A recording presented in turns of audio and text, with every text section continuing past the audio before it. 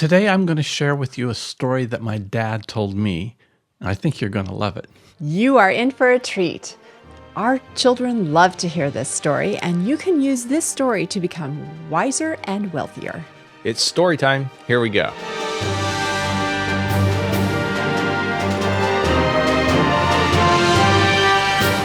I remember when we first were introduced to the infinite banking concept, and I was talking to Dad and Mom about it, and they were struggling to get their mind around it, just like we did when we first understood that you could actually have your money, use it, and still earn a return on the money that you were using. And one day I was over at my dad's house, and he said, "Tom, I think I finally got it. Let me tell you a story about my grandmother, and I think this is the link that I was missing." You see, my grandmother was a very generous woman, very kind, and she loved to share what she had with the community. And she was a busy woman. She had 12 kids. And one thing that she did for herself was she loved to drink coffee. And it wasn't any kind of coffee that she liked to drink. She liked to drink the very best coffee. Being who she was, that was a real splurge for her to have that coffee because she was a very frugal woman as well. Well, it wasn't long before people knew that my grandmother was drinking this great coffee because as they'd come over to visit, she would share coffee with them. And there was one particular neighbor that lived just up the road above the grocery store. And she would always come to my grandmother's house and knock on the door and say, "Oh, can I borrow some coffee from you?" And my grandmother, being the generous woman that she was, would loan her some coffee beans. Now, this coffee grinder grew up in my house, or actually I grew up with this coffee grinder in my house. This was my great-grandmother's coffee machine. And I didn't know about this story. I just knew this coffee machine was around. It belonged to one of my grandmothers. I didn't even know which one, my great-grandmother's. But this is my great-grandmother's coffee grinder. And it's been around for years, and I've seen these in garage sales. But now with this story, this coffee grinder has taken on a brand new meaning for me. So this machine, it doesn't have any buttons you push it. It has this crank that goes around and grinds the coffee. And then when it's all ground, you take it out in this little drawer and you dump it in your machine. Probably a percolator back then. My grandmother, my great-grandmother, Dad said, would give coffee to this next-door neighbor. Well, this next-door neighbor was Mrs. Green, I learned later in life. But Mrs. Green was not a very honest person. And my grandmother noticed that if she took the beans that Mrs. Green brought back and dumped them to her own coffee can, that the quality of her coffee started going down. Because Mrs. Green wasn't buying the high-quality coffee my great-grandmother did. She would just buy the cheapest beans she could. And the other thing that my grandma always noticed was there was always just a little bit less coffee beans being returned than what she had lent. Well, this puzzled my grandmother, and she thought about it for a long time. She didn't want to just confront Mrs. Green and tell her, "Hey, you're ripping me off." Grandma was perplexed, Dad said. How was she going to keep from being ripped off by Mrs. Green? And then an idea came to her. She bought a second can of premium coffee beans, and she put that in her pantry and labeled it Mrs. Green. And now when Mrs. Green came tapping at the door to borrow coffee, the coffee Grandma loaned her came from Mrs. Green's can. And when she came back, Mrs. Green, bringing her coffee beans to repay Grandma, those coffee beans went into Mrs. Green's can. That way, Grandma's can was uncontaminated by inferior coffee beans, and it was not being replenished with less than what was borrowed. And over time, Mrs. Green, when she'd tap at the door, she asked Nancy, "Are you buying a different kind of coffee? This coffee doesn't taste as good as what you used to buy." And my grandma could honestly answer, "No, Mrs. Green, I am drinking the same coffee I always have." Well, it wasn't long because Mrs. Green was cheating, not only with inferior beans, with less amount than what she had borrowed, that Mrs. Green's coffee can was empty. And the next time Mrs. Green knocked on the door to borrow coffee, Grandma took that coffee can labeled Mrs. Green down from her pantry and brought it out and showed Mrs. Green, told her what she had done, and said, "Mrs. Green, I no longer have any coffee I can loan to you." Of course, Mrs. Green left in a huff, and that was the end of Mrs. Green tapping at the door to borrow coffee beans from Grandma. That's such a great story. It encompasses so many of the wise money management principles that we want to put to work in our lives as well. It has wonderful parallels to that. Your grandma had such a classy way of telling someone they could no longer take advantage of their kindness. When we get back from the break, we're going to draw some parallels from this story that you can use to be wiser and wealthier. And at the end of the podcast, I'm going to share something with you that could make your Christmas shopping easier. This card game is fun to play and teaches character from the Bible. 52 poker grade playing cards represent hours of fun for years to come. Children, teens, and adults like this game because it is exciting and stimulating. This game is a great choice for family game night and a clever way to turn screen time into family time. Try to contain your excitement as you attempt to collect all of the characters in a suit before anyone else. You can order this card game by clicking on the link in the podcast description, or go to Amazon.com and search Wise Man, Foolish Man card game. In his book, Becoming Your Own Banker, Nelson Nash wrote about an article that appeared in the September 1993 issue of Fortune magazine. It was entitled The Real Key to Creating Wealth by Sean Tully. And he says something about it. He says, earning more than the cost of capital is about the oldest idea in the enterprise. But just as Greece's glories were forgotten in the Dark Ages to be rediscovered in the Renaissance, so the idea behind economic value added, that's the concept that this article in Fortune magazine was talking about, it's often been lost in ever darker muddles of accounting. I have here the article from Fortune magazine, The Real Key to Creating Wealth by Sean Tully. And it talks about how companies that put the concept of economic value added to work in measuring their business efforts and the capital that they had deployed saw their profits go through the roof. Coca-Cola was one of those companies. By looking at the cost of their capital, they were able to reduce the number of their plants from 52 to 40 and start making more concentrate that was a profit center for their business. They also closed down other aspects of their business, like making pasta, for example. That wasn't a profitable area for them. And so they closed down that section of the business and they focused on the profitable soft drink side of things. Briggs & Stratton was another company that focused on economic value added.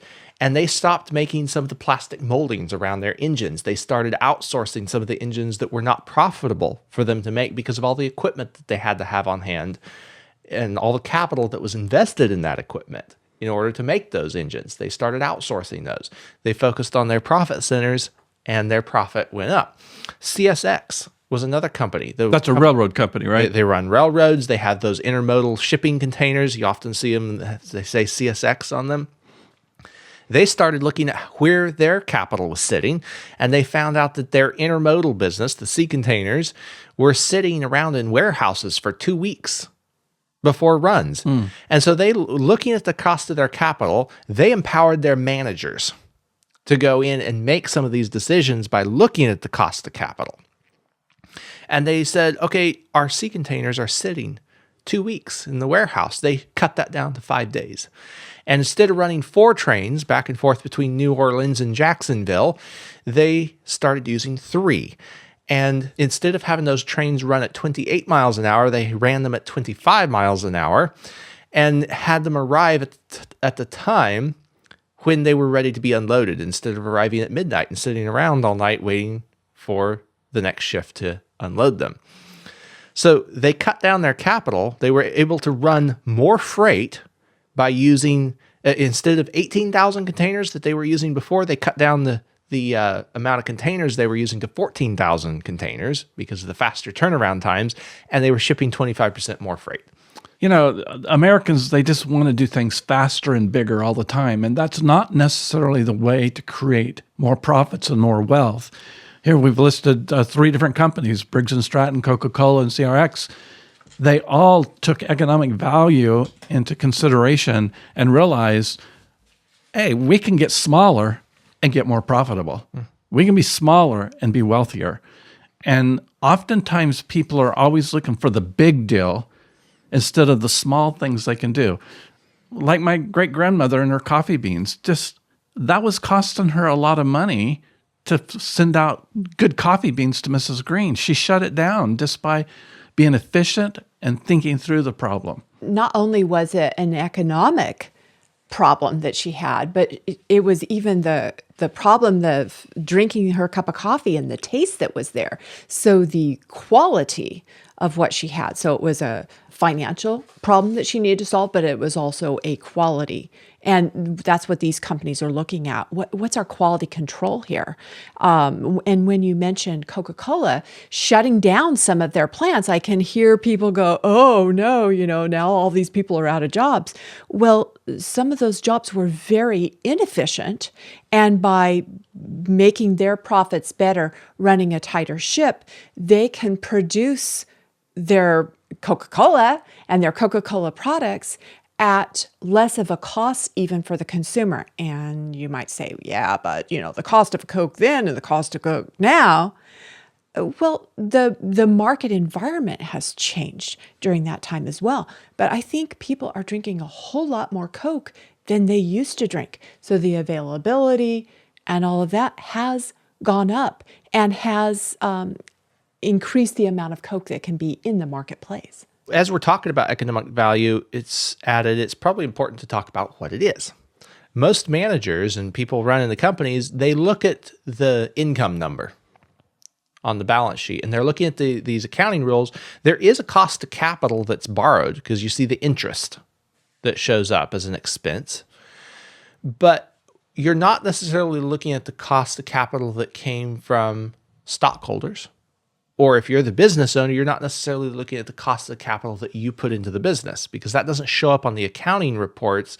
It shows on the balance sheet if you're putting your own capital into the business, but it's not something that you're looking at. How effective is your capital that's tied up? How effective is it? And one of the reasons for that is because when you buy a computer or when you train employees, that shows up as an expense. The company expenses it off and it's gone off the accounting workflows. That comes out of your income, but that's really a capital investment. So you want to take that into account.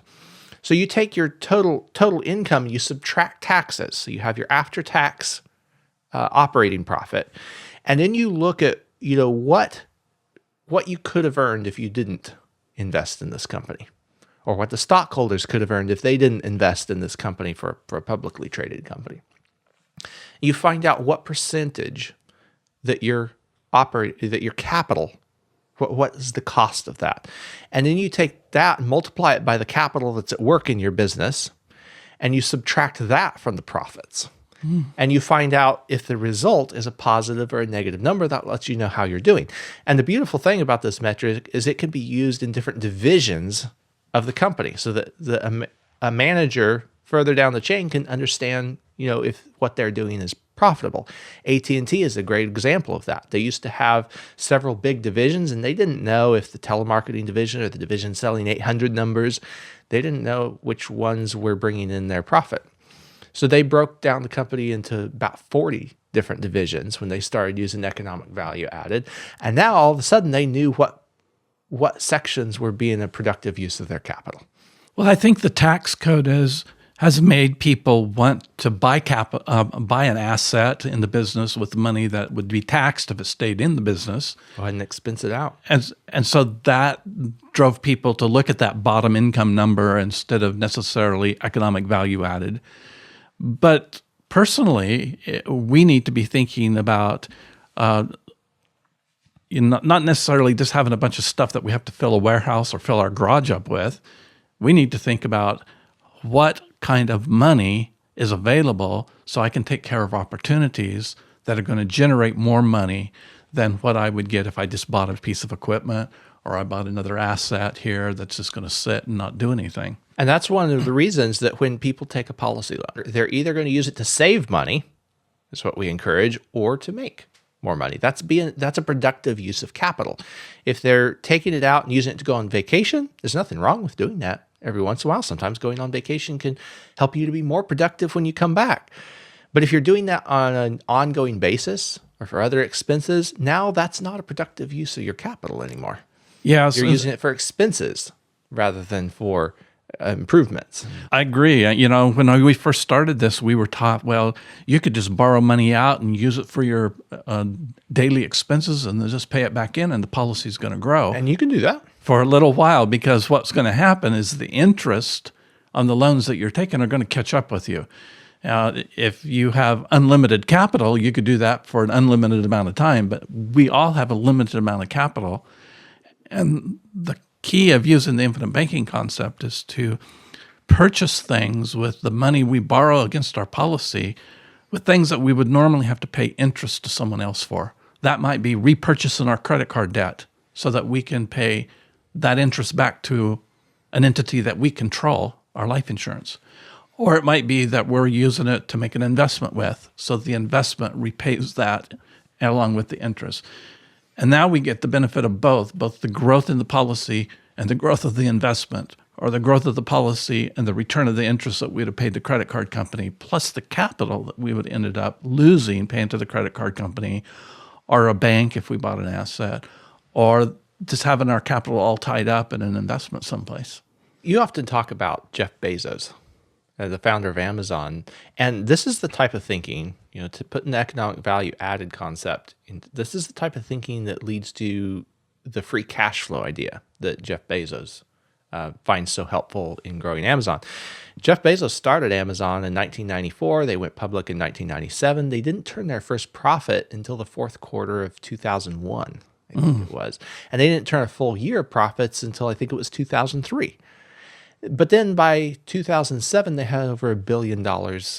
They broke $1 billion of free cash flow. And the free cash flow is what has allowed them to grow so exponentially.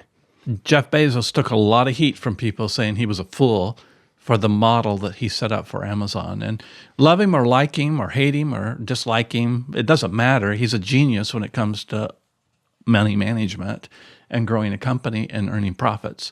And so it's a lesson that we can learn even from people that we don't necessarily love and admire. We can see how they've been successful in one area and emulate that in our life. By starting life insurance policies and funding those policies, that becomes a warehouse for our savings, and we build up our capital on a personal level. And then when we take a policy loan, we're deploying that capital in some other way. So we want to be wise about how we're deploying that capital. And we want to pay it back so that there's more money to borrow, because our capital that we're using from a policy loan has a cost to it, just like capital that we would borrow from a bank or that we would borrow from a friend. And that's very similar to just like the coffee. Grandma's coffee had a cost to it. So does the money that we're using, the capital that we're using from our policies. And we have examples of clients of ours who have borrowed from their policies and paid it back. And we have examples of clients that have borrowed from their policies and haven't paid it back. And we're going to share a few of those with you right now. We could name lots of people who are working on payment plans. They set up those payment plans. When they borrow their money, they say, hey, I could pay this much back. So I think of many of our business owners, Danny and Patrick and George, that have borrowed money and are now systematically paying it back. I think of Darren and Merritt. Derek, it goes on and on. Yeah, there's lots of people. And, it's interesting because then when they come back and want to borrow money again, that money is there. The money they've paid back, plus the growth that they've gained in their policy. It's also there. And so what happens in the early stages, they can borrow a small amount, but they come back and there's a larger amount to borrow. Now, if they haven't paid back their loans, and we have people that haven't paid back their loans, then they're just getting the growth in their policy or the ongoing premiums that are producing that cash value in their policy. And some people aren't paying back their loans because they're not disciplined and they haven't continued to discipline themselves like they need to make this work. Other people, maybe they're in a financial situation that they started paying back, but maybe they had to stop for a while. Those are understandable things that happen, and they have control. They still have to pay the interest required to the insurance company, but they can be flexible on when they make those payments. When they are able to start payments, they should do that. And then other people, they're making an investment that's a long-term investment. And so they're paying the interest back, but they will wait and pay back the loan at a later date. They realize that they need to pay it back, but their money is busy with this investment. Who knows? Maybe they're going to have a sale of that asset in the future and be able to pay it all back at once. There's different opportunities for different people. And the beautiful thing is that when our clients take a policy loan and they buy something and they pay it back, they still have what they bought. Maybe that was a capital investment in their business or in their personal life. They're still getting the value from that as if they use the money wisely. Even the people that don't pay back their policy loans, they still have what they purchased. Hopefully it was something of value there. So it's not really any worse than paying cash. They do have that flexibility, though, for making the loan repayments on their own timetable, which is wonderful. People will take, if they're taking longer than 5 or 10 years to pay back large policy loans, then it can make sense to look at doing an adjustment so that you don't have as much interest cost. But it gives you flexibility. It puts you in control as long as you use it wisely. And in fact, we had an example just recently of Michael who called, and he is in between job situations, job opportunities, and he needed some extra capital because he knows what that job is going to provide in the future. And he's going to use this capital for expenses. Yes, he's going to borrow from the life insurance just for expenses. It's not even going to produce him extra income. But it's kind of like a bridge loan because he has a set date when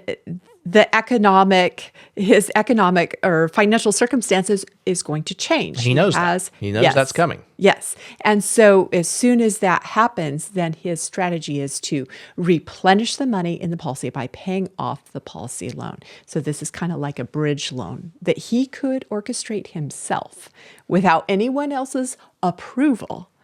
He could borrow that money. And the real nice thing about that is he's not in debt.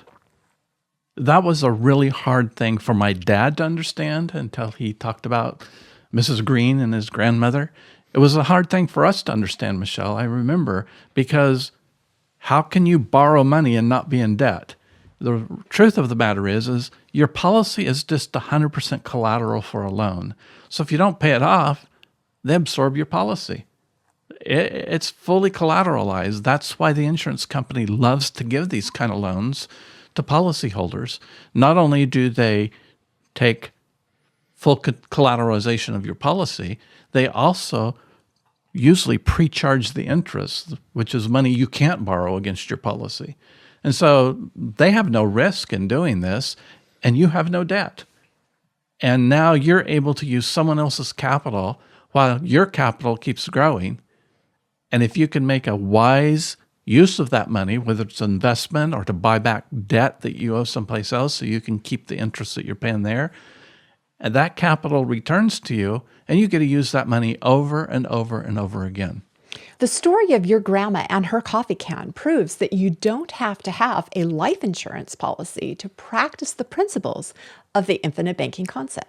These same principles can be applied whether you have life insurance or not. You could borrow from a bank account and pay it back. But having the life insurance just adds an edge to everything that you do financially because your money can still be working for you while you're using it someplace else. Years ago, we talked to a young couple, told them about infinite banking, and they said, that's what we do with our bank account. We put our money in the bank, and whenever we want to borrow money out, say they want to borrow $500, when they use that money, they make sure that they get $550 put back. And they said, well, we're already doing this but we don't have the life insurance policy, because you can do this without a life insurance policy. And it works, except when you take the $500 out of your bank account, you're not earning anything on it anymore. When you take a policy loan for $500, the policy growth is still happening in the background. So you pay that loan back with interest and you haven't disturbed that compounding curve. And not one time over all the years that they had their bank account did they ever get a letter in the mail from the bank and say, hey, you know what? We decide we're going to share the profits of the bank with you, and here's a dividend. And here's a death benefit. Oh, that's right. No, so that's one thing you don't get from the bank, but you do get that with the life insurance policy. If you set aside money in a place where you can control and manage it, and when you borrow against that money and repay it with a little bit more, the amount of money that you're going to be able to use is going to grow and get larger and larger. But if you behave like Mrs. Green and pay it back with less money than what you borrowed, then you're going to end up with nothing. It's a simple concept. In fact, it's so simple that most people never get around to it. And finally, just like I promised, I have something that could make your Christmas shopping easier. Our daughters wrote and illustrated a book called Grandma's Coffee Can. If you think this book is about Tom's grandma, her coffee can, and her neighbor, Mrs. Green, you are right. If you have children on your Christmas list, this is a wonderful book for them. Even adults love it. You can get this book on the McPhee Insurance website. We'll put the link in the description for you. Or you can call our office at 702-660-7000. Get your copy. And come back next week for another interesting episode where we'll talk about the financial habits of my late Grandpa McPhee right here on Wealth Talk.